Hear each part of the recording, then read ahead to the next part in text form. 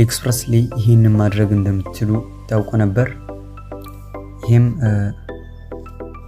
እንደምታዩት እዚህ ጋር የካሜራ ምልክት አለች። እሷን ነክታችሁ ፎቶ አዳርግታችሁ እዛ ፎቶ እቃ መፈለግ እንደምትችሉ ታውቁ ነበር? ካላወቃችሁ ቻናሉን ሰብስክራይብ አድርጉት።